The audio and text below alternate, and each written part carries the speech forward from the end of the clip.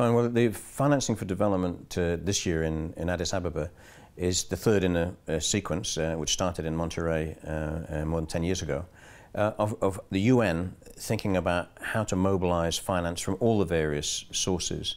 Its particular significance this year, of course, is that this is the end of the MDG phase of the Millennium Development Goal phase, and we'll be moving into a new phase starting on the 1st of January 2016, which will be on the Sustainable Development Agenda, Sustainable Development Goals.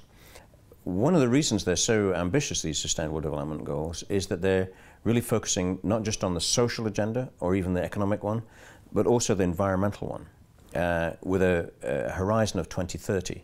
So in order to shift patterns of production and consumption, and of course employment, onto a more sustainable path, there has to be a major investment effort, and which is really what we're talking about in Addis.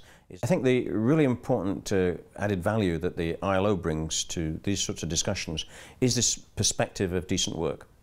Is that when we're thinking about the sources of investment finance, ultimately they're people's savings, which are derived from people's earnings at work.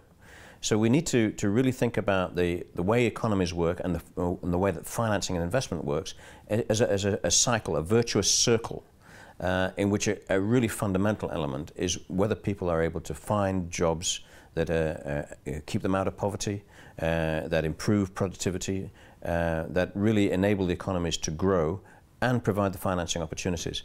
So yes, we need to get this virtuous cycle going where the growth and the development process in the emerging and developing world is really based on getting more people into better jobs.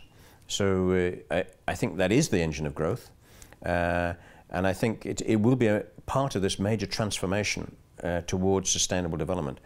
A development process which is based on 80% of the world producing for 20% of the world through exports and not being able to consume themselves doesn't strike me as being socially, politically or environmentally stable.